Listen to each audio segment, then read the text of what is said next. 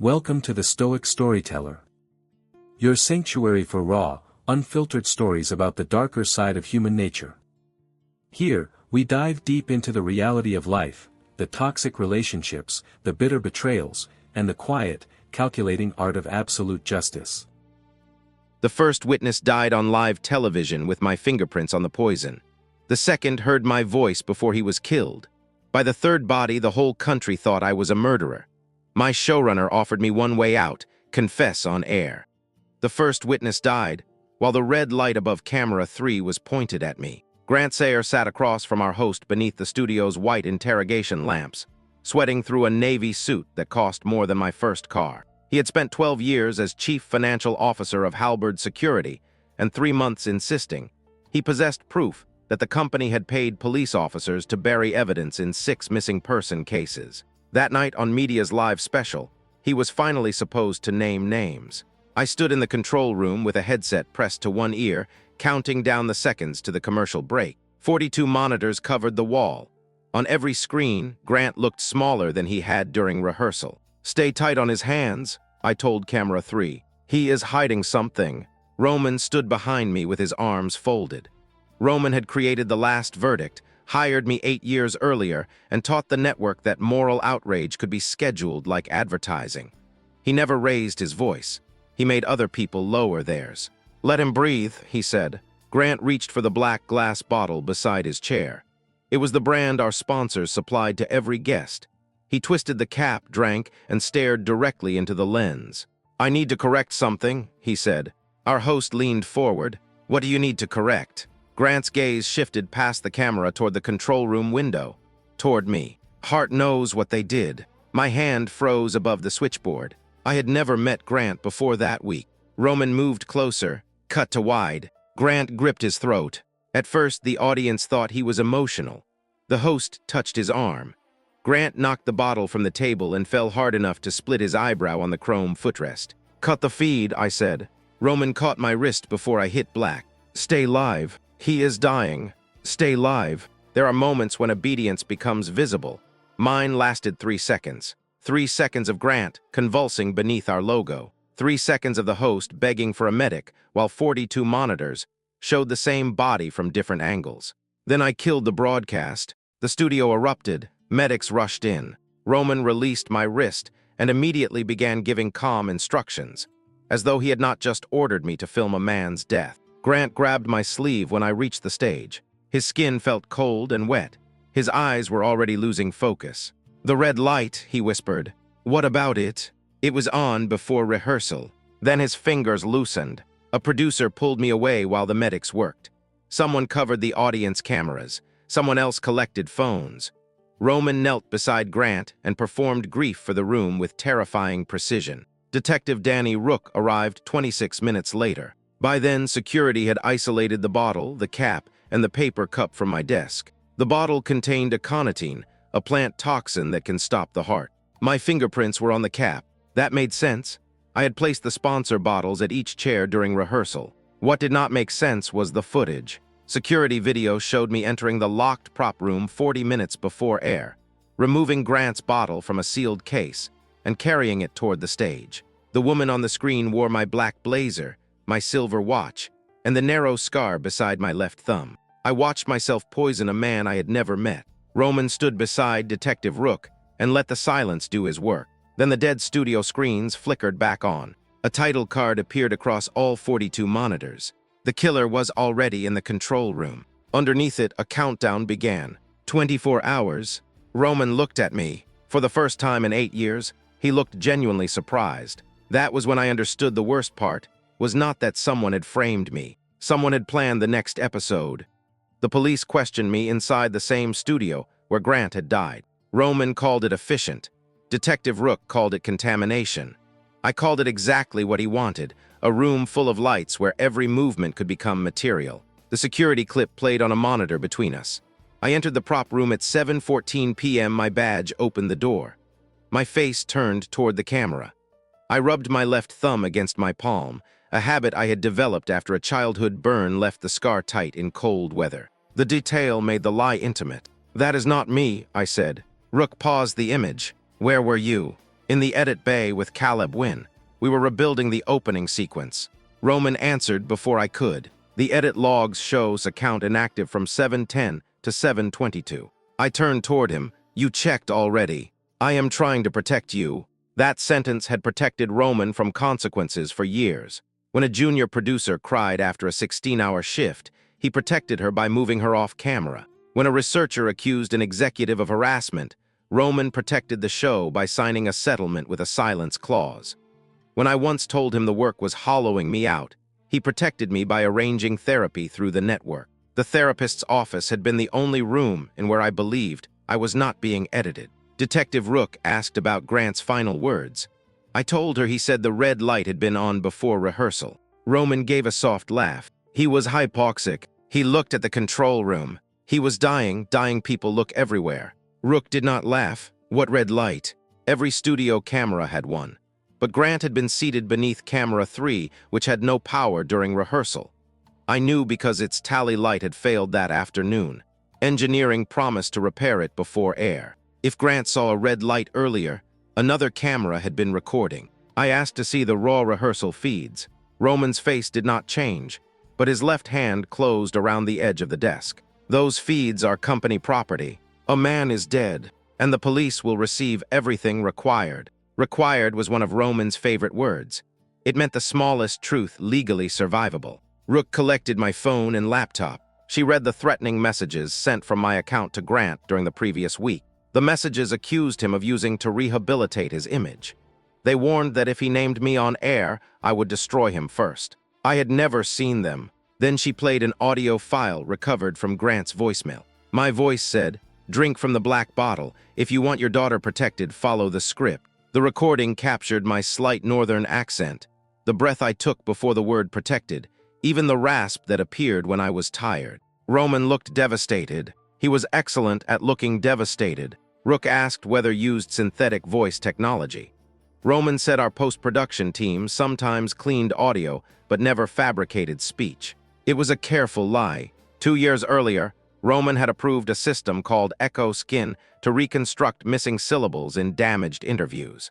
I objected when engineers demonstrated that it could build whole sentences from 12 minutes of clean speech. Roman told me technology was not immoral, only narratives were. When the detective left to speak with security, Roman closed the studio door. "You need to stop fighting the evidence emotionally," he said. "I am not emotional. You are shaking." I looked down, my hands were steady. He smiled with almost paternal disappointment. "You cannot even feel it anymore." That was his method.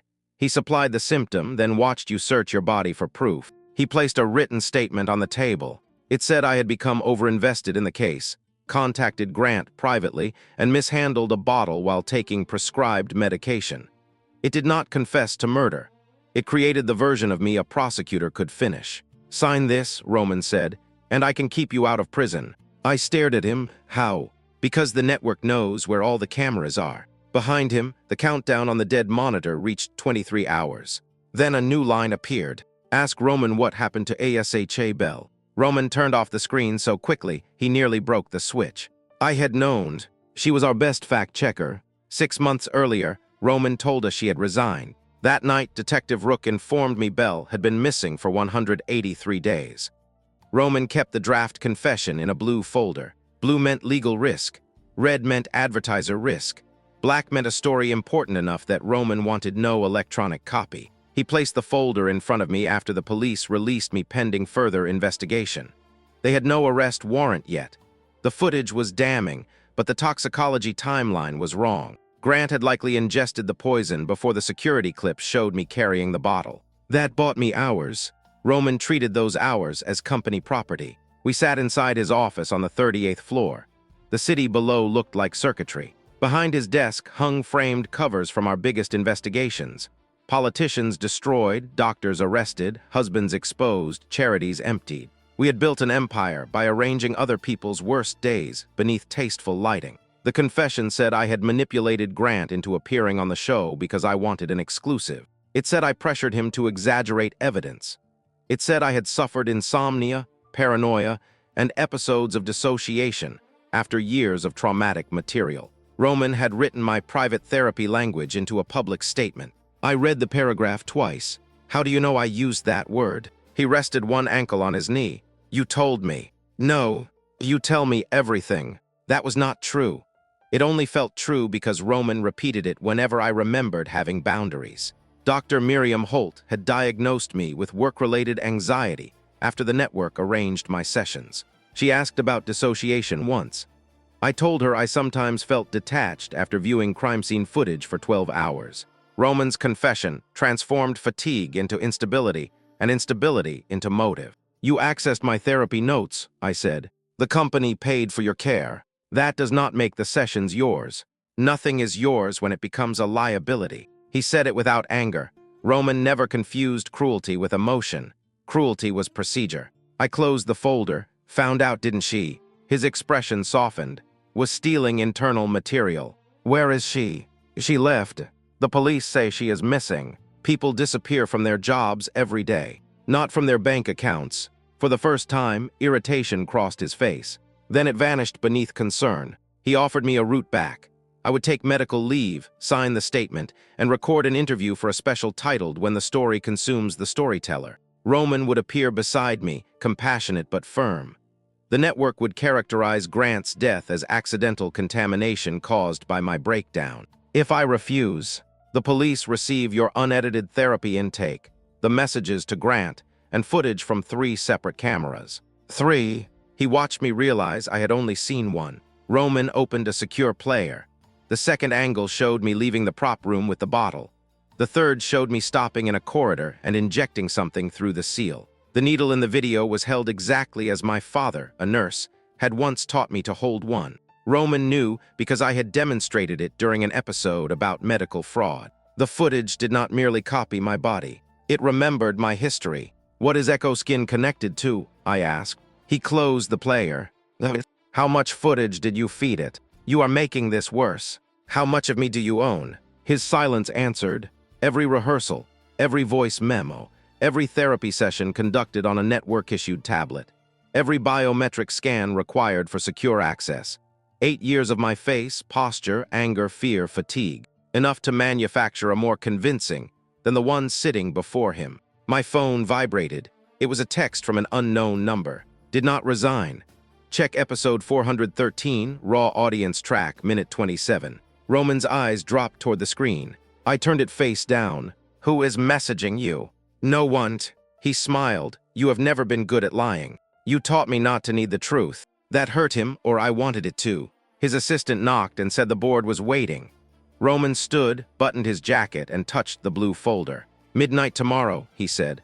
We go live. You read this, and I protect what is left of your life. Why live? Because pre-recorded remorse looks managed. He left me alone in his office.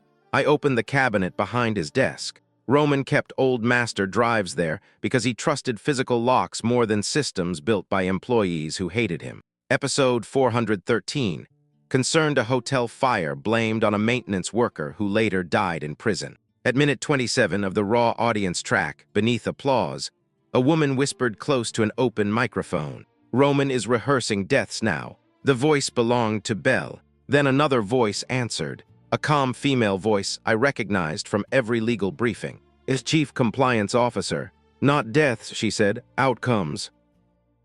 Whisper had survived because applause is considered noise. The raw track contained 87 minutes of coughing, chair movement, production instructions, and the artificial swell our audio team layered beneath weak reactions.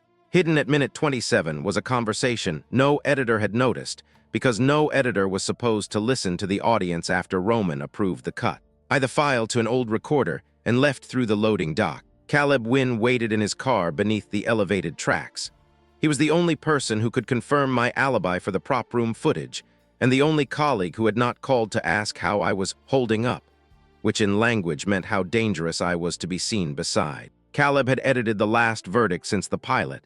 He was 46, permanently exhausted, and loyal only to sequences that made sense. I played him's voice. He stopped breathing for a second. You knew, I said. I knew she was scared. Did she resign? No. The word came out almost soundless. 2 weeks before disappeared, she asked Caleb to preserve raw footage from 6 episodes. Each involved a suspect, witness, or who died after filming. Roman had described the deaths as tragic coincidences, believed the show's internal research had exposed them to danger. Then she found production schedules created before the deaths occurred. Not predictions, rehearsals. She called it Red Forecast, Caleb said, a ratings model trained on live audience response. It could estimate the exact point where fear became attention and attention became loyalty. That is marketing. It started as marketing. He explained that expanded the system. Red Forecast ingested police leaks, therapy notes, employee messages, private investigator reports, and social media data. It modeled what each subject would do under pressure. Roman used the results to push guests toward breakdowns on camera. Believed someone began pushing further. If a witness was likely to recant, isolate them. If it was likely to expose the network, discredit them. If death would produce a larger audience than testimony, prepare for death. I wanted to dismiss it. Conspiracy was the easiest genre to create and the hardest to survive. Then Caleb showed me a backup schedule for Grant's episode. The document was dated 11 days before he died. At 8:41 p.m., the rundown included a segment titled Witness Collapse. At 8:43, it listed close ONSLOANE. At 8:45, breaking, producer under investigation. My name was not added after the poisoning. My reaction had been a planned camera beat. Caleb gripped the steering wheel. I should have told you. Why didn't you? He looked toward the mirror. A black sedan idled half a block away. Because sent me a message the night she vanished. She said if I spoke, they would use me as the next narrative. The sedan's headlights came on. Caleb started the car. We drove through 3 lights before the sedan followed. He turned into a parking structure, descended 2 levels, cut the engine, and killed the lights. For several minutes, all I heard was rain ticking against concrete. My phone rang from a blocked number. I answered without speaking. A woman whispered, Episode 413 was a warning. Grant was the trailer. A pause. No is dead. Who are you?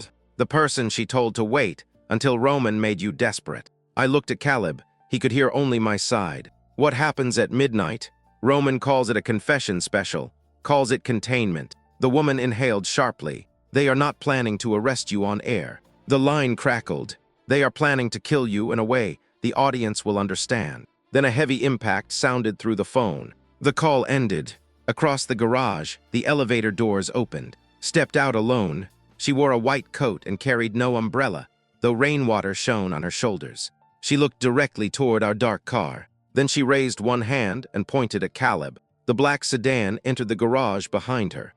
Caleb drove through the barrier arm. Plastic exploded across the windshield. The black sedan accelerated behind us, but he took the exit ramp against the arrows and forced an incoming delivery truck to block the lane. We abandoned the car near the river and entered an all-night laundromat because it was bright, public, and filled with cameras did not control. Caleb opened his laptop between 2 humming dryers. Red Forecast lived inside an innocent folder labeled caption templates. Had hidden a partial copy there before she disappeared. The interface displayed viewers as colored lines, outrage, sympathy, suspicion, retention. My name produced the highest retention curve. Grant's death had raised live audience by 312% in 40 seconds. The replay clip had been requested so many times the system's graph looked vertical. Beneath the analytics was a tab marked Next Outcome. I clicked it. A digital version of the confession studio appeared. Roman sat opposite me beneath cool blue light. The model simulated my body language while a teleprompter fed me the statement. At minute 19, my breathing accelerated. At minute 22, I reached for the glass of water. At minute 24, I collapsed. The audience retention line surged. Cause of death, self-administered sedative interaction, public interpretation, guilt, remorse, tragic breakdown. The model predicted a 91% chance viewers would accept my death as suicide if Roman tried to save me on camera. I watched the simulation twice. In the second run, Roman held my shoulders and shouted for help. The system labeled his reaction authenticity peak. He rehearsed grieving me, I said. Caleb turned away. The laundromat attendant changed the television channel. Every network was discussing Grant's murder. My employee photograph filled the screen. A former colleague described me as brilliant but obsessive. A body language expert analyzed a clip of me standing near Grant's corpse and said my stillness indicated concealed aggression. Roman had taught the country how to watch me. Detective Rook called from a number I did not know. She told me not to return home. Officers had found aconite in my kitchen, hidden behind tea I bought weekly. They had also recovered printed photographs of Grant with his eyes scratched out. Those are not mine. I know. The certainty frightened me more than suspicion. How?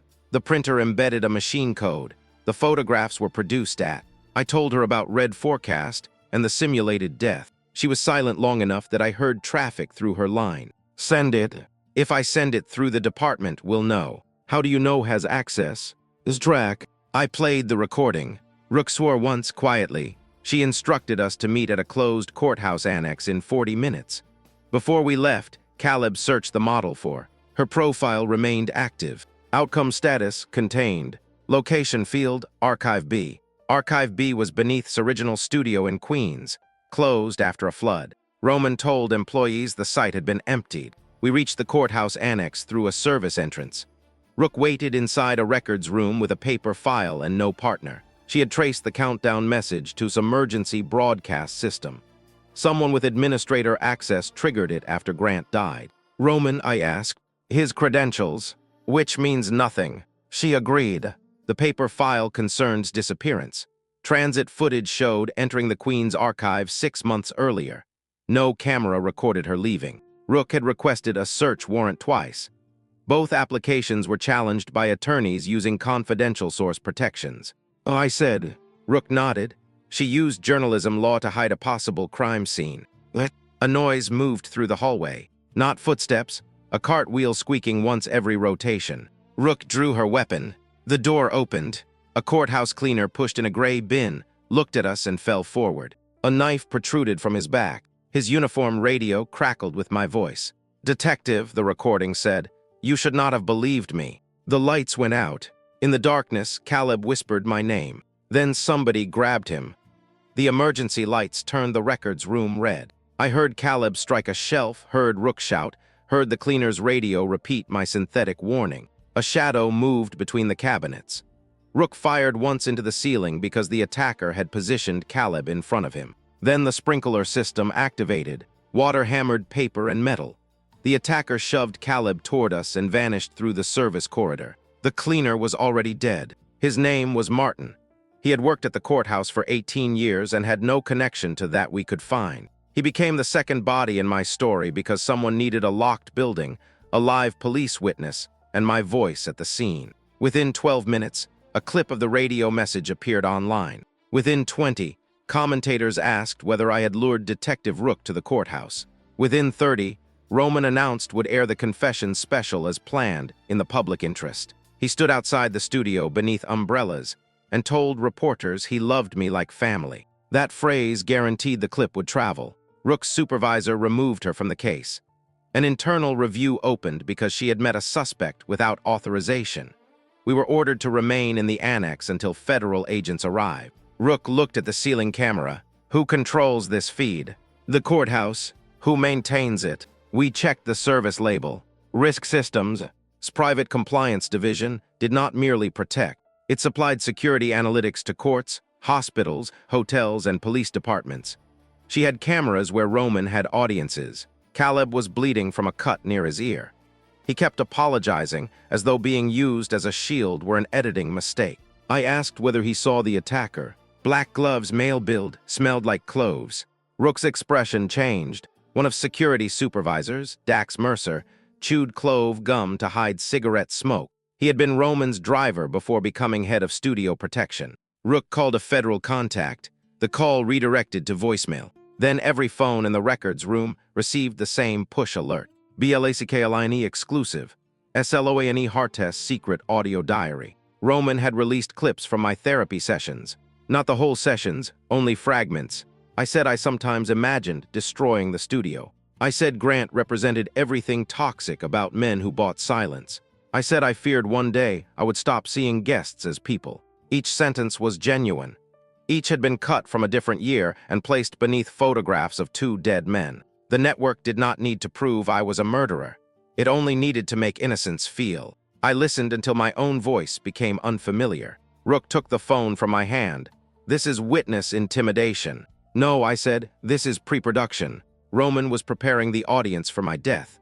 The more unstable I appeared, the more satisfying the ending. Caleb searched the therapy release metadata. The files had been exported by Dr. Miriam Holt that morning. My therapist had sold him the raw material. We left the annex before federal agents arrived. Rook knew she would be arrested for disobeying orders. She chose a police garage where old evidence vans waited for auction and unlocked one with a mechanical key. Inside, she removed her badge. "From now on," she said, "assume every official channel belongs to." I asked why she believed me. Rook stared through the dirty windshield. Because Martin's body was warm when the alert went live. The network had the story package ready before the murder. A producer knows how long graphics take. The lower third design, voice analysis, archive footage, and legal disclaimer required at least 3 hours. Martin had been selected, written, and edited before he entered the courthouse. Caleb found one more file inside Red Forecast. It was labeled Murder 2, Custodian. Status completed. Below it was Murder 3. Subject, Detective D.A.N.I. Rook. Location, Live Confession Special. Rook read the line without blinking. I had been wronged. The final broadcast was not designed to kill only me. Roman planned to murder the detective beside me and let the audience watch me do it. Red Forecast gave Detective Rook 6 possible deaths. A gun grabbed during an emotional confrontation. A poisoned rescue inhaler. A fall from the lighting bridge. A panic room lock failure. An apparent murder-suicide in the parking garage. The model ranked each by plausibility, emotional impact, and advertiser tolerance. The chosen outcome was a gunshot. Roman's special would place Rook in the studio under the pretext of confronting me with new evidence. During the final segment, security would bring me onto the stage in restraints. A concealed device beneath the desk would fire Rook's own service weapon remotely. Edited feeds would show my hand reaching toward it. The audience would see cause and effect, even if the physics were impossible. Roman often said viewers do not remember sequence, they remember meaning. Rook studied the technical diagram. This is not theoretical. No. Who built it? Caleb traced the equipment request to Echelon Stagecraft, a vendor owned through 3 shell companies. The final owner was a trust managed by. Roman created the narrative, built the mechanism. That made them more dangerous together than either would be alone. We hid in a vacant apartment Rook's late informant once used. The windows faced a brick wall.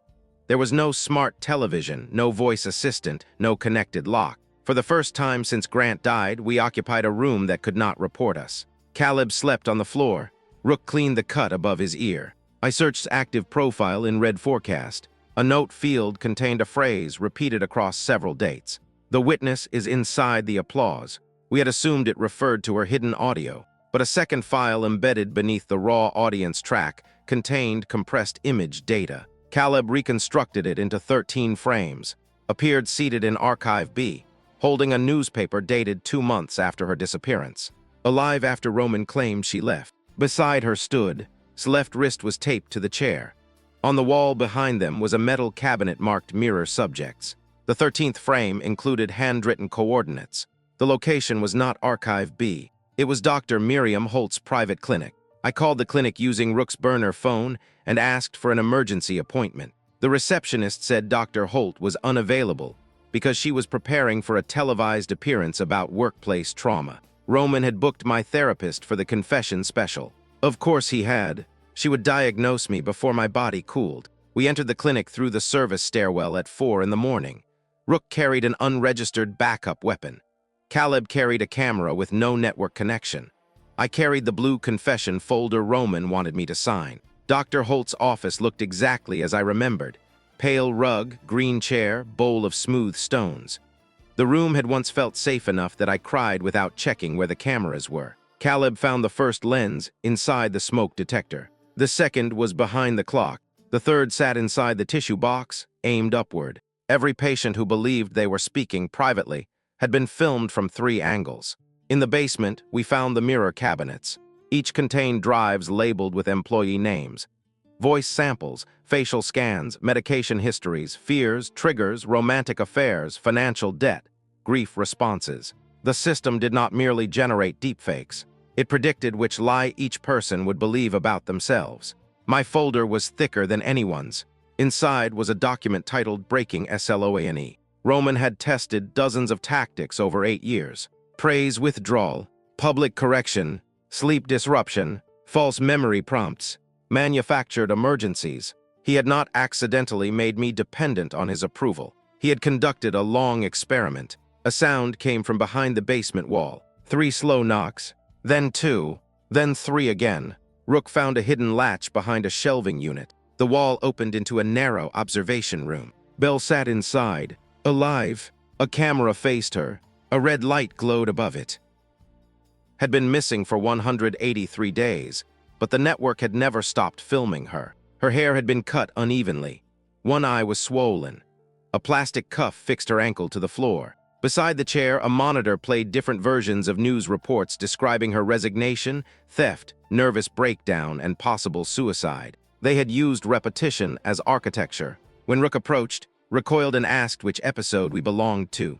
I knelt several feet away. "Oh, it is." She looked at my face, then at the camera. "No, they use you when they want me to answer." I understood. Mirror had visited her in my body. I turned my back to the lens and told her something no model should know. During our first year together, found me crying in a supply closet after Roman forced me to ask a mother on camera whether she blamed herself for her son's death. Sat on the floor beside me and stole 2 forks from catering because neither of us had eaten. The forks were green plastic. She stared. "One was blue," she whispered. It looked blue under the exit sign. Outside, it was green. Her face broke. Rook cut the restraint while Caleb disabled the local recorder. Could barely stand. We wrapped her in Dr. Holt's coat. She told us Roman had not abducted her himself. Arranged it after discovered red forecast schedules predicting deaths. Dr. Holt classified her as a danger to herself. Dax Mercer moved her through a private ambulance. For months, they interrogated her about backups and sources. "Why keep you alive?" I asked. Roman wanted my fear responses. His captivity was research. They used her to train Mirror on resistance. How long a person could be isolated before accepting a false memory, which voices produced compliance, which images created shame. Roman planned to sell the system to governments after the confession special proved it could control public belief during a live crisis. Grant discovered the sale. He did not come to expose Halberd's security. He came to blackmail Roman for a share. "That is why he named you," said. "He thought Roman would protect the show if you were threatened. Did poison him. Closed her eyes. Chooses the physical outcome. Roman chooses the story." The distinction had become ritual inside. Roman did not order murder. He requested an ending. Did not kill, she achieved containment. Dr. Holt did not torture. She conducted stabilization. Everyone had found a word clean enough to sleep beside. Warned us that Roman had a contingency. If I failed to appear at midnight, would broadcast a synthetic version of me confessing and then dying. The public would not know I was absent. My body was optional. That eliminated escape. We could release testimony, but Roman would call her traumatized and digitally manipulated. We could send red forecast to journalists, but authentication division would label it fabricated. Controlled security logs. Dr. Holt controlled mental health records. Dax controlled witnesses. The only place Roman's audience might believe the truth was inside Roman's own broadcast. We needed him live. Rook wanted to arrest Dr. Holt, stopped her. "Holt is afraid of," she said. "Fear can open doors." We found the therapist upstairs packing a suitcase. She screamed when she saw. Not because was alive, because was free. Dr. Holt claimed she had been coerced. Threatened to release recordings of patients, destroy her license, and implicate her in illegal prescriptions. Roman told her the captivity was temporary. "How temporary?" asked. Holt started crying. Did not move toward her. "You watched me beg for 6 months. The therapist looked at me for rescue. That was the old arrangement."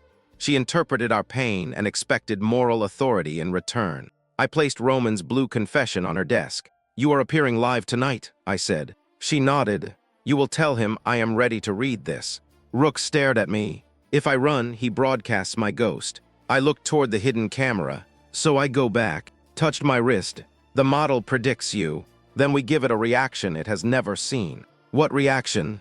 I thought of Roman's hand, stopping me from cutting away as Grant died. "None," I said.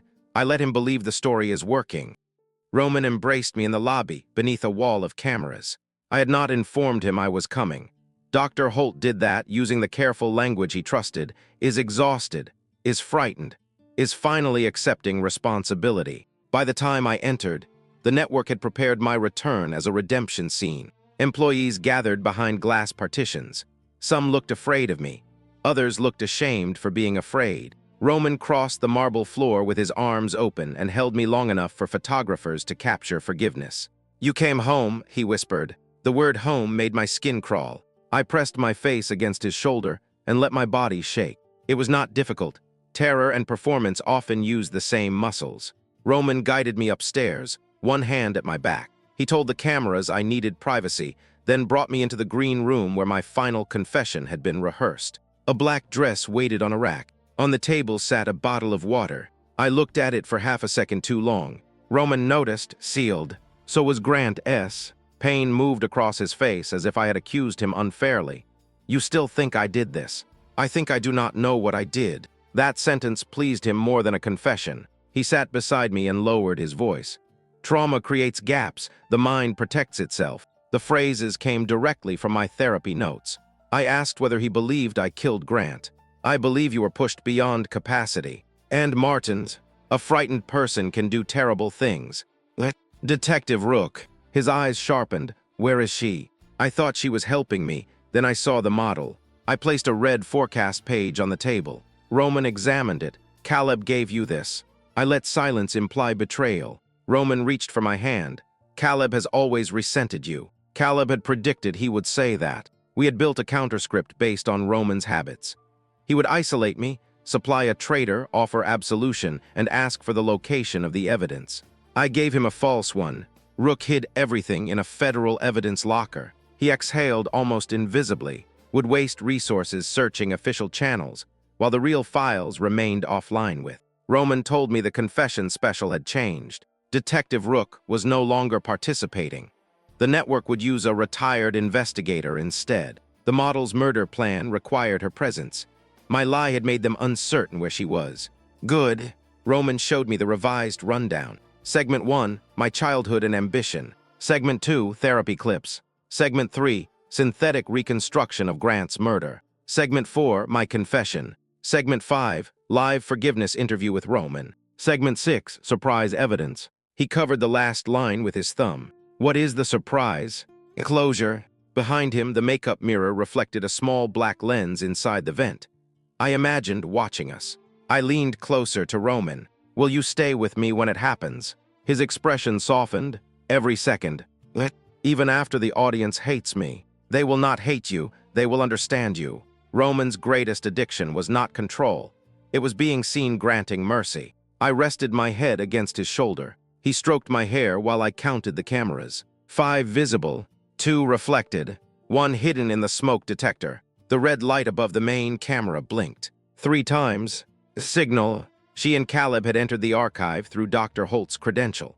Rook was inside a mobile production van parked across the street. Our plan depended on using his own delay system to insert unverified feeds before it could close them. Roman received a message. His hand stopped moving. Then he smiled. "Dax found Caleb." I kept my breathing uneven. "Where?" "Trying to enter Archive B." That was the decoy route Caleb had volunteered to take. Roman stood. "I need to handle something. Do not leave me." The plea came out raw enough to embarrass me. He bent and kissed my forehead. "You are safe because I decide what happens next." When he left, the green room door locked from the outside. The bottle on the table made a quiet click.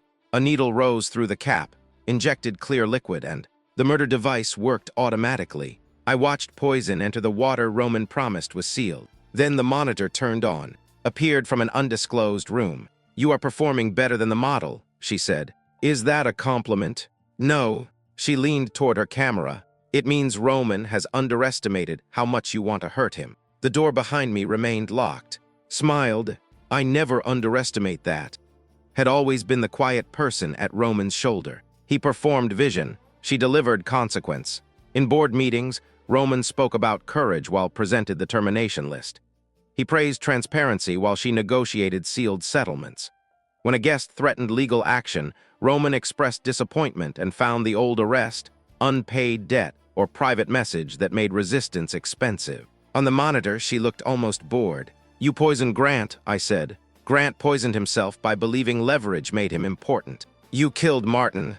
Dax improvised, and Her gaze shifted by a fraction. That was enough. You do not know where she is, I said. Is clinically unstable. Is alive. Did not react. Roman would have it. Calculated. How long has she been free? I smiled. The green room camera zoomed closer, controlled from her console. Told me Roman's weakness was vanity. He wanted me to confess because he needed the audience to witness his compassion. She did not require theater. She could end the situation immediately and attribute my death to panic. Then why are we talking? Because Roman concealed something from me. There it was. Toxic partnerships eventually become rival archives. Believed Roman had created a private copy of mirror containing evidence of her crimes. He intended to use it after the broadcast to force her out and sell the company without her. She wanted the location. I do not know it. You searched his office. What? She had watched me find episode 413. I looked toward the poisoned bottle. If Roman dies tonight, does the model still work? Roman is replaceable. Not to the audience. Everyone is replaceable to an audience. Said it like weather. I asked why she framed me instead of choosing a stranger. Because people trust familiar guilt. You have spent years teaching viewers that proximity is evidence. You stood beside every manipulated interview, every selective edit, every life simplified for retention. Roman admired you. Employees feared disappointing you. The public knew your face. You were not innocent enough to be unbelievable. The truth inside the insult struck harder than the lie. I had not murdered anyone. I had still helped build the machine, offered a trade. I would locate Roman's private archive and follow the confession script. She would remove the poison and allow me to survive in prison. In exchange, she would guarantee the truth about Grant eventually emerged after public interest faded. You want me to trust your delayed morality. I want you to prefer breathing. The mirror light flashed once.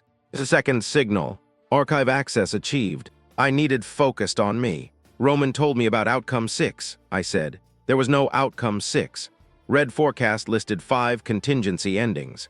His eyes narrowed. He said if you lost control, he would release the protocol. Silence. Fear did not make expressive. It made her still. What is that? He said you would know. What? She disconnected. Within seconds, the green room lock released. Roman entered with Dax behind him. Dax's knuckles were split. No Caleb. Where is he? I asked. Roman ignored the question and checked the bottle. Appeared in the doorway behind them. What is the protocol? She asked. Roman looked genuinely confused. For one dangerous second, the two people controlling my life stopped sharing a story. I widened the fracture. He said the evidence releases if he misses the final segment. Roman turned toward me. I never said that. Studied his face. He said her name with warning. She drew a compact pistol from beneath her coat. Dax moved between them. The room became very quiet. Then the studio speakers announced 10 minutes to live. Roman recovered first. He laughed. He is doing what she does best. She is producing conflict. Kept the weapon low. Show me your private archive. After the broadcast. Now. Roman looked at me. I lowered my eyes as if ashamed. The trick worked because Roman needed to believe. He remained the person in the room. He stepped toward and whispered something I could not hear. Her gun disappeared beneath the coat. Dax escorted me toward the stage. As we passed the control room, I saw Caleb on one monitor. He was tied to a chair inside Archive B. A red light glowed above him. On another screen, moved through the same archive corridor. Unaware Dax had routed her toward him. The feed title read Surprise Evidence. Roman had captured our rescue attempt. He did not merely know our plan. He had built it into the show. Entered Archive B carrying the drive that could expose. Caleb struggled against the chair and shouted, but the feed had no sound in the corridor. Dax had left him visible as bait. The door behind locked the moment she crossed the threshold. Roman stood beside me backstage, watching the monitor. Did you really think she escaped without us allowing it? He asked. The idea was monstrous enough to be true. Dr. Holt's hidden room had not been a failure in security. It was a controlled release. Roman wanted to find me because fear made witnesses unpredictable, but rescue made them useful. He knew she would lead us to the backups. We needed the archive she hid before took her, Roman said. You found it for us. His face hardened. Roman had just admitted keeping part of the plan from her. On screen, discovered Caleb. She cut the restraints with a piece of metal from the shelf. The archive lights shifted from white to red. A ceiling speaker activated. My synthetic voice told them the room would fill with fire-suppressant gas in 90 seconds. unless they placed the drive inside a wall terminal. Looked directly at the camera. She raised the drive, then snapped it in half. Roman's smile vanished. The drive was a decoy. Caleb kicked open the chair base. Rook had hidden a mechanical spreader inside it before he surrendered. They forced the door far enough to crawl beneath as gas hissed from the ceiling. Dax moved toward the corridor. Stopped him. Stay. Roman stared at her. They have our evidence. They have copies. They always had copies. The fracture widened again. I realized had known was free. She had allowed Roman's trap because she wanted him to reveal which archive he feared. They were not partners anymore. They were two editors cutting toward different endings. The live host announced 30 seconds. Roman pushed the blue folder into my hands. Read every word. What happens to Caleb and, if you perform, they live. Your model says otherwise. Models describe probability and chooses outcome. He looked at her, smiled without warmth, apparently. A production assistant attached my microphone. Her hands trembled. I recognized her from the research desk but did not know her name. That shame mattered. Roman knew everyone's vulnerability. I had stopped knowing everyone's name. What is your name? I asked. Lily. Lily, the water is poisoned. Her fingers froze. Roman said, is confused. I kept my eyes on Lily. Do not let anyone drink from a black bottle. She looked toward the table where identical bottles waited for the host, Roman and me. Dax reached for her, said leave her. The audience countdown began. 10, 9. Roman positioned himself beside the stage entrance. His face changed into concern. 8. Caleb's archive feed vanished. 7. Rook's mobile van attempted to connect to our hidden channel. 6. Blocked it. 5. Triggered the applause signal. 4. The control room tally lights all turned red. 3. Every camera began recording to local storage, beyond the network delay. 2. Roman touched the center of my back. 1. The host smiled into camera 1. Tonight, she said, we confront the most disturbing betrayal in the history of live television. Applause rose. I walked beneath the lights carrying a confession Roman wrote, and a microphone Caleb had modified. The audience saw a suspected murderer. Roman saw a broken employee, saw leverage. Only I knew my microphone was transmitting on 2 frequencies. One fed the broadcast, the other fed every wireless earpiece in the building. I sat down, opened the blue folder, and read the first line. My name is Hart, and I have spent 8 years manufacturing guilt for strangers. That sentence was Roman S. The second was mine. Tonight I am going to show you how. Roman did not interrupt immediately. He believed he could recover any live mistake because he had spent years teaching hosts to redirect grief, anger, silence, and accusation. A confession was only useful if the audience felt it belonged to them. I read from the folder for 30 seconds. I admitted cutting interviews to intensify suspicion. I admitted choosing photographs that made innocent people look evasive. I admitted treating ambiguity as weakness because certainty retained viewers. Those parts were true. The studio became still. Roman expected denial. The audience expected excuses. Truth disoriented both. Then I closed the folder. Grant Sayer died because this show needed a body. Roman stepped forward. Every earpiece in the building received his voice on the second channel. Caleb had designed the transmitter so any interruption from Roman would also activate a local archive recorder. He could cut the broadcast, but he could not erase himself from the building. I asked the control room to play security clip 1. The fake footage of me entering the prop room appeared. I told viewers to watch my left knee. The synthetic version bent smoothly. My real knee had not moved that way since surgery 3 years earlier, visible in hundreds of behind-the-scenes clips. Roman laughed gently. This is exactly the pattern Dr. Holt described. Dr. Holt sat in the front row, ready to diagnose me. I looked at her. Tell them where you recorded my therapy. Her face drained, spoke through the host's earpiece. The host asked whether I was threatening a medical professional. I asked for security clip 2. This angle showed me injecting the bottle. I froze the frame on the needle reflection. In the polished wall, the studio clock read 6:52, not 7:18 as the file timestamp claimed. A murmur moved through the audience. Roman signaled to cut. The broadcast continued. Rook's van had taken control of the public stream through the emergency caption channel. Could still black out the building, but doing so would trigger our offline release. She did not know whether the protocol existed. That lie bought us minutes. I played my synthetic voicemail to Grant, then a clip recorded from my live microphone moments earlier. Caleb's software displayed the matching artifacts. Identical breath noise, repeated waveform fragments, and compression signatures from Echo Skin's successor, Mirror. Roman called it fabricated analysis. I agreed. That is the problem. Any recording can be called fake when the company accused of murder also owns the authentication system. The audience no longer knew what to believe. That was not victory. Confusion had always protected Roman, so I gave them something technology could not create easily: conflicting incentives.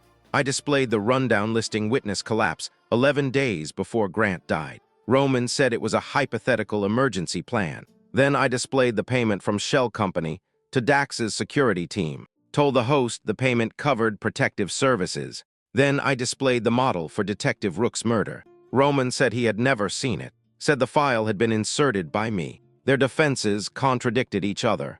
I turned toward Roman. Is Red Forecast system? He answered carefully. Compliance manages risk tools. His voice entered our earpieces. Do not answer. The audience could not hear her. My second microphone could. I pressed the switch hidden beneath the folder. His instruction played through the studio speakers. Do not answer. Roman looked toward the control room. I asked to come on stage. She cut my microphone.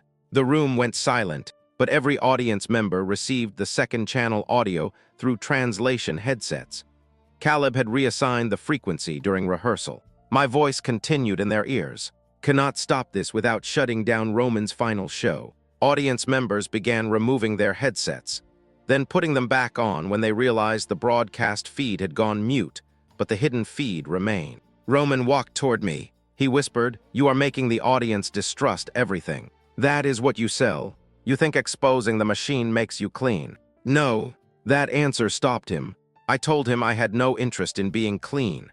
I wanted the dead named and the living separated from his control. Roman's eyes changed. Mercy disappeared. He reached beneath the desk. The hidden mechanism meant for Rook activated. A compartment opened. Her service pistol rose between us.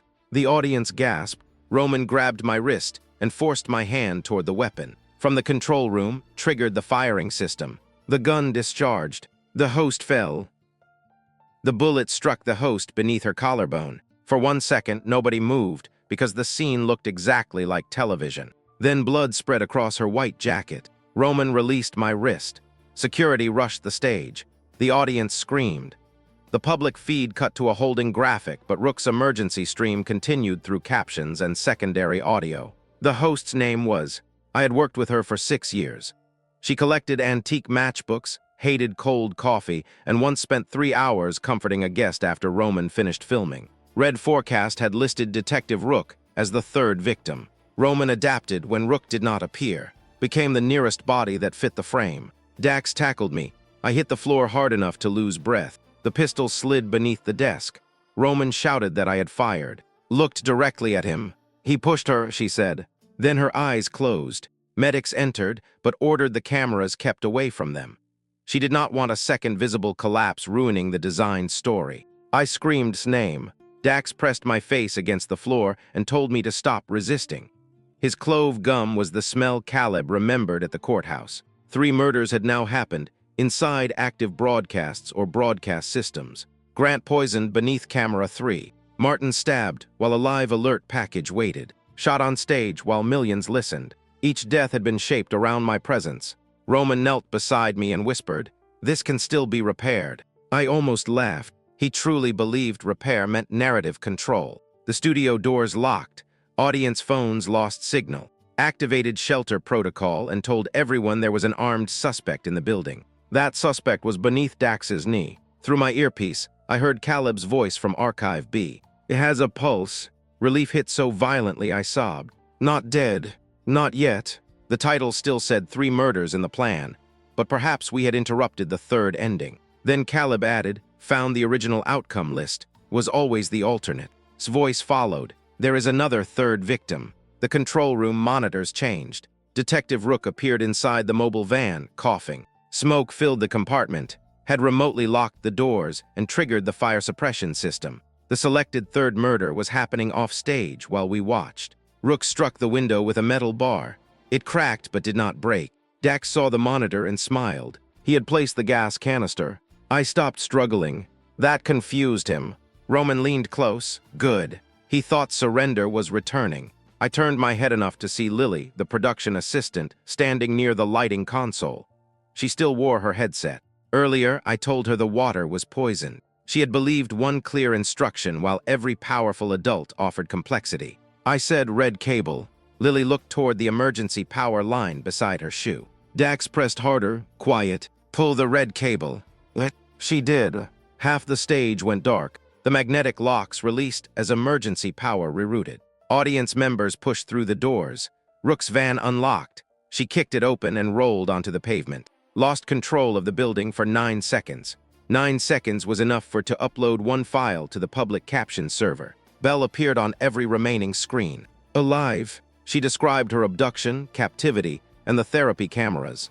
Roman stared as though a ghost had violated a contract. Dax rose from me and reached for the console. I grabbed the pistol beneath the desk. It was warm from the shot. I aimed at him.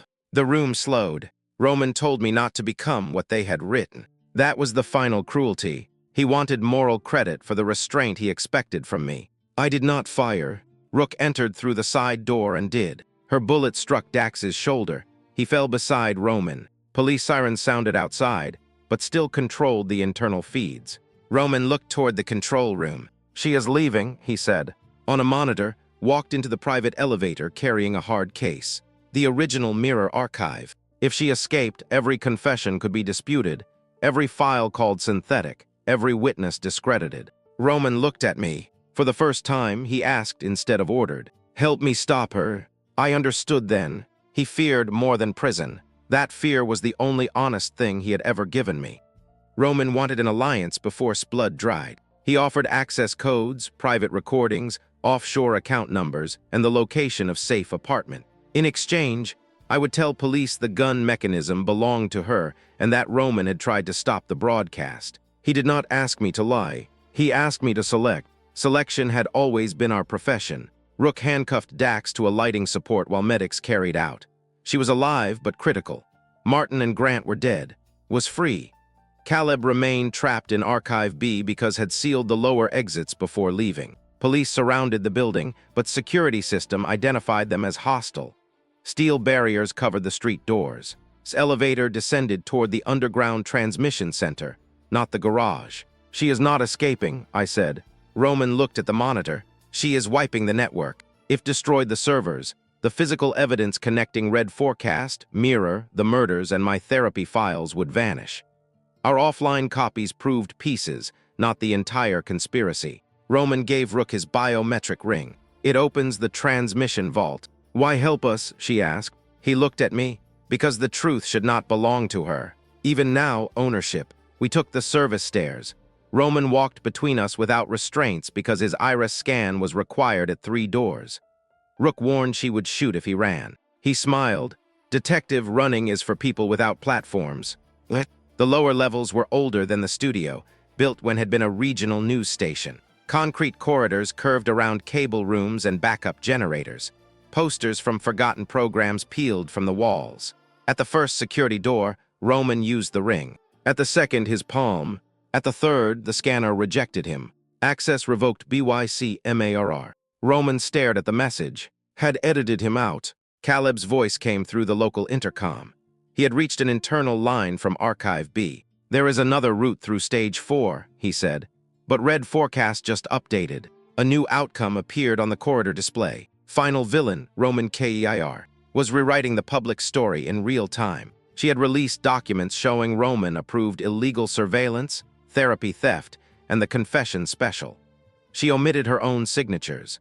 News outlets began reporting that the rogue showrunner had orchestrated everything. Roman read the headlines on the wall monitors. His face went empty. For years, he had taught subjects that truth was weaker than the first coherent version. Now had published first. She cannot do this, he said. I almost admired the innocence. We entered Stage 4 through a maintenance hatch. The set resembled a suburban kitchen from an old crime reconstruction. Fake family photographs hung on the walls. Plastic fruit gathered dust. Caleb directed us toward a trapdoor beneath the dining table. Roman stopped. He recognized the set. This was episode 201. A woman named Bate had been convicted after our reconstruction suggested she poisoned her employer. She died in prison, insisting the show had fabricated the timeline. Files showed used Bates' case to test the first remote injection device. The black bottle mechanism was not built for Grant. It had been refined over years. Roman had aired the episode. "Did you know?" I asked. He looked at the fake kitchen. "I knew the sequence was cleaner than the police file." "That is not what I asked." Roman's mouth opened, then closed. He had not wanted to know. That had been his form of innocence. A shot struck the wall beside us, stood on the catwalk above the set. She held a pistol in one hand and the mirror case in the other. "Roman," she called, "tell who chose Grant." Roman looked up, smiled. "He did. Roman, it." She played an audio clip through the stage speakers. His voice said, "If Grant refuses the script, give me the collapse. His face will carry the hour." Roman turned pale. He said the clip was synthetic. Of course he did. Asked whether he understood the beauty of their system now. Neither of us could prove a voice was real. The only authentication Roman still trusted was his own memory. Aimed at me. Roman stepped between us. Not to save me, to preserve the person who could confirm his version. The gun fired. Roman fell through the trapdoor. Roman landed 12 feet below on a stack of old crash mats. The trapdoor had once been used for a reconstruction of a basement murder. Production left the mats beneath it because removing forgotten equipment cost more than storing it. His survival was not courage. It was budget neglect. Fired again. Rook returned fire, forcing her behind the catwalk rail. I dropped through the trapdoor after Roman. He lay gasping, one hand pressed to his side. The bullet had passed through the muscle above his hip. "You stepped in front of me," I said. He laughed once and winced. "Do not romanticize instinct." Even wounded, he corrected tone. The tunnel beneath stage 4 led toward the transmission vault. Roman knew the old layout from early seasons. We moved through darkness while Rook pursued above. Roman's blood marked the wall. He asked whether the confession broadcast was still live. "Parts of it." "How many viewers?" I stared at him. He closed his eyes. "Habit." "No, addiction." At the vault junction, Caleb contacted us again. He and had escaped Archive B through a cable trench. They were approaching from the opposite side, had initiated a purge. 20 minutes remained before the mirror servers physically overheated and destroyed their drives. Roman said the archive case she carried contained authorization keys, not evidence. She needed to reach the vault to confirm the purge. Then why shoot at us? She wants me dead before the system records which approvals came from me, and which came from her. I asked about his recorded order concerning Grant. Roman insisted he meant a medical collapse simulation. Had converted it into murder. "Did you ask what substance she would use?" "No." "Did you cancel when Grant looked afraid?" "No." "Did you stop the camera?" His silence followed us down the corridor. That was the confession beneath every denial. At the vault door, Caleb emerged from the trench, held a metal rod. Caleb's shirt was torn and his face bruised. Roman stared at her. She struck him across the mouth. No speech, no moral performance. One clean response. Then she took his biometric ring. The vault required 2 approvals, Roman's ring and key. We had one, had the other. Rook's voice came through the intercom. "She is in the generator room." A warning alarm began. "Purge in 15 minutes. Caleb opened the local network panel. The vault contained red forecasts full archive, including outcome simulations, raw surveillance, and internal communications. If we could not enter, we could still broadcast its index. A list of names, dates, and files through some emergency system. Roman said an index without contents would be dismissed as fabrication. "By whom?" asked. "Everyone who matters." She looked at him with exhausted hatred. "You still think that means executives?" The purge countdown moved to 14 minutes. Roman began shivering from blood loss. I pressed cloth against his wound. He watched me. "You cannot help yourself." "What?" "Even now, you want to preserve the witness." "You are not the witness." "What am I?" "Evidence that learned to speak." For once, he had no reply. His voice entered the corridor. She had taken control of the intercom. "Roman approved every escalation. He used you because he knew your guilt would keep you close. He chose your therapy, your promotion, your public image. He selected Grant. He selected, I only ensured the outcomes matched." Roman whispered, "She is trying to separate you from me." I almost smiled. There had never been an us to separate. offered her key if I handed Roman over. She would unlock the vault, preserve the files, and testify that he ordered the murders. Said it was a trap. Roman said would kill all of us. Both were probably right. I pressed the intercom button. "Come to the vault," I said. "Bring the key." Asked why she should trust me. "Because Roman told me where your private outcome file is." Roman turned toward me. I had invented another protocol. Did not know that. Fear brought her to us. The generator room door opened. She approached with the pistol raised and the hard case chained to her wrist. "Purge in 10 minutes. I stood between Roman and the vault. Smiled. "Now choose which monster gets to authenticate the other." I did not choose. I produced. Wanted Roman's confession. Roman wanted's key. Wanted both of them buried beneath the building. Rook wanted a clean arrest. Caleb wanted the archive saved. I wanted to survive and the dead to stop becoming graphics.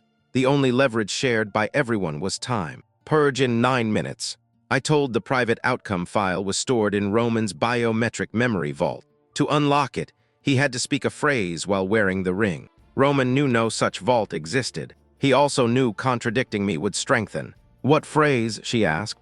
I looked at Roman. He understood the game. "The story survives the body," he said. Nothing happened. His gun shifted toward me. Caleb secretly connected the corridor microphone to the emergency broadcast.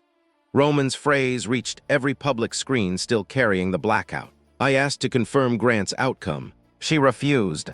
Roman said, "She used aconitine because it leaves a narrow forensic window." Snapped, "You approved the bottle mechanism." He answered, "For a simulation." "You wrote witness collapse."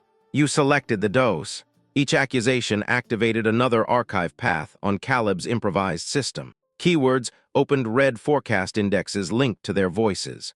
The corridor screens populated with files.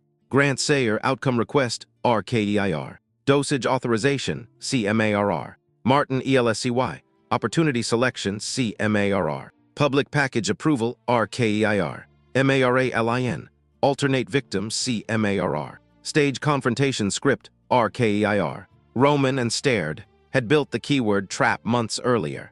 She knew they would confess through correction because neither could tolerate the other owning the final version. Fired at the network panel. Rook shot the pistol from her hand. The bullet shattered 2 fingers, screamed and dropped the hard case. Roman lunged for it. His wound opened. He fell against the vault door, smearing blood across the scanner. The system recognized him. First authorization accepted. Kicked the case toward the purge chute. I caught the chain around her wrist and pulled. She struck me with her injured hand, then grabbed Roman's throat. "If I go down," she said, "you become the murderer." Roman clawed at her arm, watched for 1 terrible second. Then she pressed damaged hand against the second scanner. Second authorization accepted. The vault opened. Purge in 6 minutes. Cold air rolled from rows of black servers. Caleb ran inside and connected the emergency fiber. The archive began uploading in encrypted blocks to multiple newsrooms, prosecutors, patient advocates, and foreign regulators. Laughed through pain. "You think files are truth?" Roman taught the public to doubt files. Entered the vault and opened a cabinet. Inside were physical evidence bags, the poison bottle mechanism, Martin's radio, stage pistol mount, Dr. Holt's original therapy drives. Had not been searching only for digital proof. She had mapped the objects preserved as leverage. Roman looked at the shelves. "You kept everything." His face became calm again. "Evidence is insurance." That sentence went live. Caleb announced the upload needed 4 more minutes. Security alarms approached through the tunnel. His private team had rebooted. Rook handcuffed to Roman. He protested. "Consider it brand alignment," Rook said. "We barricaded the vault." Roman sat against the wall beside. Their wrists linked, their blood mixing on the floor. He looked at me. "You still need a coherent ending." "No. The public will turn this into chaos." "Yes. They will blame the wrong people. Some will." His voice became urgent. "Without a narrator, evidence is just noise." That was the belief beneath his entire life. I crouched before him, then listened to the noise. Caleb opened every archived raw track at once. Thousands of unheard breaths, protests, corrections, pleas, and names filled the vault speakers. Not edited, not arranged, not clean. Roman covered his ears, closed her eyes. The upload reached 90%. Then the outer door exploded inward. Dax's security team entered behind ballistic shields. Rook fired twice, forcing them into the corridor. The vault walls were reinforced, but the door could not close while Roman and were chained across the threshold. Caleb shouted that the upload had stalled at 93%. A bullet struck the fiber panel. The emergency stream broke into static. Across the network, viewers saw frozen frames of Roman and accusing each other. News channels repeated the clips without context. Lawyers issued a statement claiming armed extremists had taken over the studio. The story began splitting before the evidence finished moving. Crawled behind the server racks and found the redundant satellite line. It required a live program code authorized by the showrunner. Roman had the code. He smiled through blood. "There is your narrator." Rook pressed her weapon against his knee. I stopped her. Force would let Roman become the victim he needed. I sat beside him while bullets struck the outer frame. "What do you want?" I asked. "A live statement." "No. My side. You had 8 years. A complete record." "You mean control." "I mean context." Behind him laughed. "He means absolution." Roman told me I was no different. I had chosen which facts to reveal tonight. I had manipulated with a fake protocol, manipulated the audience with selective evidence, manipulated him into speaking. He was right.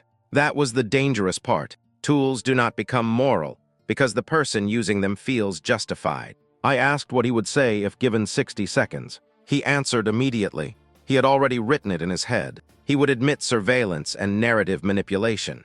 He would deny ordering physical harm. He would blame for escalation. He would describe me as a brilliant producer who lost objectivity after trauma. Even in surrender, he placed me inside his paragraph. "No," I said. The security team advanced. Caleb yelled, 2 minutes before the purge resumes. Roman looked toward the servers, then let it burn. He preferred total loss to evidence without authorship. I removed his biometric ring and placed it on his finger. The ring rejected her. Then she pressed Roman's blood against the sensor. Live program authorized. Roman stared. The system accepted biology, not ownership. Caleb entered the satellite code. The stream returned worldwide. There was no host, no desk, no theme music. The first image viewers saw was Belle, missing for 183 days, standing inside the vault that held her captivity files. She said her name. She described the room where Dr. Holt recorded her fear. Then Caleb showed the physical injection device beside the witness collapse rundown. Rook displayed Martin's radio and the production package created before his death. I showed the stage weapon mount and blood on my sleeve. Roman interrupted. "You are presenting objects without chain of custody." His voice entered the stream, turned the camera toward him, then explained them. He stopped, tried to hide her injured hand. Rook moved the camera closer. The audience watched the people who had manufactured certainty become uncertain. Security breached the first barricade. Caleb locked the satellite feed to automatic replication. Even if the vault fell, the stream would continue from mirrored servers. I stood before the camera. "My name is Hart. I did not kill Grant, Sayer, Martin, or..." Caleb whispered, "Is alive." I corrected myself live. "Was shot. She is alive because people ignored the planned ending." That correction mattered. Roman would have removed it for clarity. I left it in. I named Dr. Holt, Dax, Roman, and myself. I said I helped build the show that made their crimes possible. I described the interviews I cut unfairly and the lives I simplified. Roman shouted that I was performing remorse. "Yes," I said, "because all speech under a camera is performance. That does not make every fact false." Looked at me with something like respect. Then she leaned toward Roman and whispered. His face changed. "What did she say?" I asked. He refused, smiled at the camera. I told him Grant was not the first person we killed. The vault went silent. She named Bate, the woman from episode 201. Then another name. Then another's. Red Forecast had not begun with Grant. The archive contained 7 years of deaths disguised as follow-up tragedies. The audience count climbed past 20 million. Roman closed his eyes. His final broadcast had become the largest show ever produced. That knowledge hurt him, but not enough. When the security team broke through, Roman pulled his wounded hand toward the emergency purge switch. He was willing to destroy the truth to prevent her from finishing the list. Struck Roman's arm with the metal rod. The purge switch remained unpressed. Security flooded the vault, but Rook's federal contact arrived behind them with a tactical team and warrants issued after the live archive release. For several seconds, Armed men pointed weapons at one another while millions watched. Then the guards saw handcuffed to Roman and lowered theirs. Their loyalty had always been contractual. The federal team separated everyone. Paramedics treated Roman, Dax, and me. Refused to leave the archive until the upload completed. 97%. 98. Roman kept speaking. He told agents was unstable, that I had orchestrated a corporate coup, that captivity had been therapeutic protection. He changed stories faster than facts could arrive. Stopped defending herself. Instead, she continued naming deaths. Bate, Price, Jonah, Harper, each had appeared in an episode. Each died afterward in a way that strengthened the broadcast narrative. A supposed suicide validated our profile of guilt. A fatal overdose made a witness look unreliable. A traffic accident prevented a recantation. A prison assault protected a source. Roman claimed not to recognize two names. Looked at him, you approved their endings. I approved risk management. You chose the emotional beat. I did not choose death. No, you just rejected every version where they remained alive. That distinction became the center of the criminal case. The law wanted verbs. Who injected? Who stabbed? Who pulled the trigger? Roman had built distance from verbs. He spoke in desired effects, timing, and audience response. Translated desire into action. The archive supplied context. Messages, outcome charts, vendor payments, hidden recordings, and physical devices. 99%. The upload stopped. One encrypted block remained locked. File name, Roman Private Sloane Origin. Roman smiled at me. He had preserved one secret. The system would not release without his direct voice authentication. What is it? I asked. The reason I hired you. I thought of 8 years under his attention. The therapy program, the behavioral experiments, the way he predicted my reactions before I felt them. He offered the password if I stopped the live stream and allowed his attorney to negotiate surrender. Rook said no deal, said let the file burn. I wanted to agree, but Roman had constructed the secret as a final hook, and my body responded exactly as he expected. Curiosity tightened my chest. The need to understand became another leash. He saw it. You think Grant was chosen because of ratings, he said. You think was taken because of the archive. You still do not understand what the system was testing. Do not listen, said. Roman looked only at me. Mirror was built to prove that a trusted storyteller could be made to doubt her own innocence. I felt the room tilt. Grant Martin, the therapy theft, the synthetic footage, none of it began only as containment. I had been the product demonstration, planned to sell governments and corporations a system capable of manufacturing guilt so completely that the target would confess without committing a crime. Roman selected me years earlier because my mother had been falsely accused of theft at work and died before clearing her name. I had told Dr. Holt that story. Roman knew inherited shame made me vulnerable to public suspicion. He had chosen the wound before choosing the crime. You made 3 people die to test me. Answered. The deaths were real-world pressure variables. The clinical language broke something inside me. I stepped toward Roman. Agents moved closer. He watched my hands with hope. He wanted me to strike him on camera. One final proof that the model knew me. I stopped. Say the password. End the stream. No. Then you never know the origin. I looked at. She understood before I spoke. We deleted the locked block. Roman screamed. Not because evidence vanished. Because his final secret had no audience. The upload completed without it. The stream displayed a simple list of names and source files. No music, no narration, no promise of total explanation. Roman's private origin story disappeared forever. For the first time, I chose not to know what a powerful man wanted me desperate to discover. His control ended not with confession, with irrelevance. By dawn, media no longer controlled its own signal. Employees across New York, London, Toronto, and Sydney archives before executives could revoke access. Former guests uploaded contracts and threatening emails. Editors released raw footage showing how interviews had been rearranged.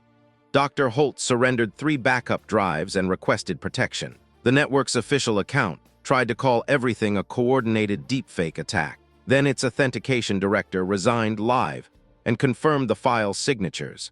Roman was arrested from a hospital bed on charges including conspiracy, obstruction, unlawful surveillance, kidnapping, evidence fabrication, and offenses connected to multiple deaths. faced murder charges for Grant and Martin, attempted murder for and Rook, kidnapping for and conspiracy across the earlier cases.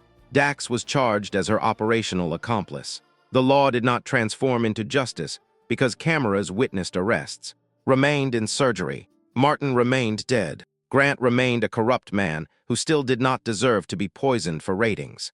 Bate remained buried beneath a conviction our show helped harden. The first public narrative called me a hero. The second called me Roman's partner. The third called me an opportunist who used a tragedy to launch a new career. All three contained fragments. Detective Rook asked whether I wanted to make a statement outside the courthouse.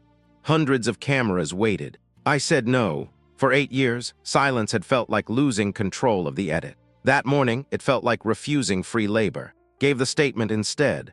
She named the dead and asked journalists not to use captivity footage without consent. Half the networks played it anyway. Caleb and I visited, in intensive care 2 days later. She opened her eyes briefly. "You cut away," she whispered. "Not fast enough." "Good." I stared at her. She managed a weak smile.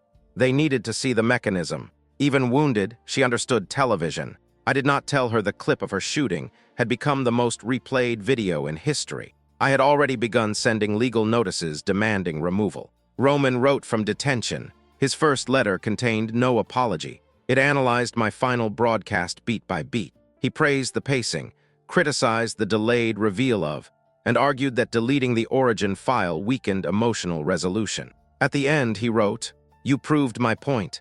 The truth only mattered after you made it watchable." I read the sentence until anger became cold. Then I admitted the part that frightened me. He was partly right. Evidence had existed before the broadcast. Had testimony. Rook had anomalies. Caleb had schedules. None became powerful until millions watched powerful people lose control. The spectacle created pressure the institutions had avoided. But Roman's conclusion was wrong. Watchable did not mean owned by him. We formed an independent evidence trust, not a production company. Survivors controlled whether their footage could be used. Raw files remained available to investigators, defendants, and affected families. No editor could remove a correction for pacing. For 11 days, Roman's attorney played clips of my own confession about manipulating past episodes. He expected shame to make me defensive. I agreed with the clips. Yes, I did that. The jury watched him lose leverage each time truth failed to embarrass me. Against Roman to reduce her sentence. Roman against for the same reason. They authenticated each other's crimes with the hatred of former partners. The network tried to survive under a new name. Advertisers left. Streaming platforms removed the archive. Former viewers demanded access to old episodes, claiming removal hid history. Survivors demanded removal because the episodes were still harming them. There was no clean answer. We preserved the evidence and the entertainment cuts. The last verdict aired no finale. The final broadcast remained the one I hijacked. Roman had built it to kill me and turn my death into closure. Instead, it ended with an incomplete upload, conflicting confessions, a living witness, and a list of names too long for one episode. For once, the story did not close. It opened. 1 year later, the old studio became a public records center. We removed Roman's framed magazine covers. We removed the interrogation desk, the artificial brick wall, the audience risers, and the hidden injection mechanism beneath the stage. We kept one camera. It stood in the center of the empty floor with no network connection and no automatic recording. Anyone giving testimony could see the power cable and choose when it was plugged in. Designed the consent system. Caleb built the archive. Rook joined an oversight board after leaving the department that tried to remove her from Grant's case. Recovered with limited movement in her left arm. She refused every offer to host a comeback special. Instead, she trained advocates to speak to media without surrendering ownership of their experiences. I did not return to producing true crime. For months, I could not enter a control room without smelling Grant's poisoned water or hearing Martin's radio use my voice. I woke believing a red light watched from the ceiling. I covered every lens in my apartment, including devices with no cameras. Dr. Holt lost her license and pleaded guilty to charges involving unlawful surveillance and records. Her attorney described her as another victim of Roman and attended the hearing. When reporters asked whether she forgave Holt, she said, "Understanding coercion does not require pretending she had no choices." That became the principle we used with everyone, including ourselves. Roman was convicted on conspiracy, kidnapping, obstruction, surveillance, and fraud charges. Prosecutors could not attach every death to a direct order, but the outcome files showed he designed conditions where death became acceptable. Was convicted of 2 murders, multiple attempted murders, kidnapping, and conspiracy. She received the harsher sentence. Dax pleaded guilty. Executives claimed they had never understood red forecast. Emails showed they asked only whether it improved retention. The victim's fund came from seized assets, insurance settlements, and the sale of headquarters. Money did not restore anyone. It paid lawyers, treatment, relocation, and the ordinary costs of surviving institutions that prefer inspirational endings to invoices. Roman continued writing to me. I stopped opening the letters. The unopened envelopes went into evidence storage, because threats should be preserved even when attention is not granted. On the anniversary of Grant's death, a young producer visited the records center. She had worked at another network where an executive used private mental health information to discredit employees who complained. She carried screenshots but kept apologizing because none proved a crime. I do not know whether it counts, she said. That sentence crossed industries, marriages, hospitals, churches, offices, and every place power taught frightened people to mistrust their own pattern recognition. It counts, I said. We did not place her beneath lights. We did not ask for tears. We did not promise that exposure would save her. We made copies, documented dates, contacted counsel, and let her decide what happened next. After she left, I walked into the empty studio. The camera remained unplugged. For years, the red light had meant perform. Continue, stay live, give the audience the body. I connected the cable. The light came on. I stood behind the lens instead of in front of it. On the wall, we had painted the names of every person the archive linked to a manufactured story. Grant Sayer, Martin, Bate Price, Jonah Harper, others still under investigation. His name was not there because she lived. Living deserved its own category. I recorded a short statement for the Evidence Trust. My name is Hart. I helped build a machine that converted uncertainty into guilt. The people who controlled it believed viewers needed a villain, a confession, and an ending. They were wrong. Sometimes the most honest record is incomplete. Sometimes justice is not a reveal. It is the slow removal of someone's power to keep editing your life. I stopped the camera myself. No producer counted down. No music rose. No screen told the viewer what to feel. Outside, the city continued without waiting for our final line. That used to frighten me. Roman had trained me to believe silence was empty space, waiting for a stronger person to fill it. Now I understood silence could also be a boundary. The red light went dark. Nothing terrible happened. And for the first time, the story ended because I chose to stop speaking, not because someone else cut away.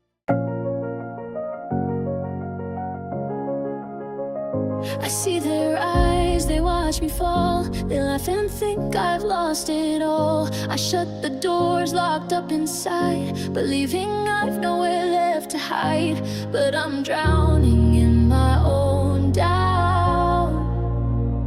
I built the cage and locked it out.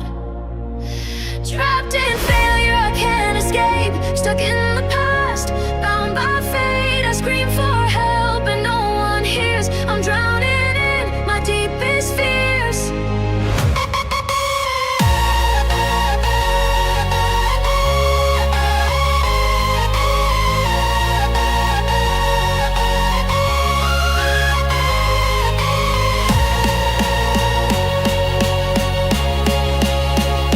I built the cave and locked it out. Trapped in failure, I can't escape. Stuck in the past, bound by fate. I scream for help and no one hears. I'm drowning in my deepest fears.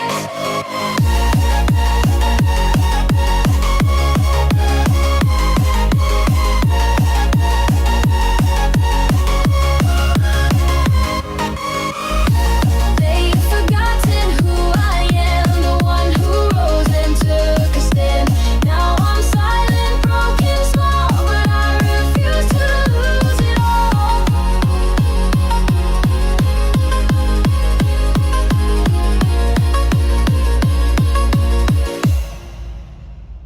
I built these walls, now I'll break through. I do. I built these walls, now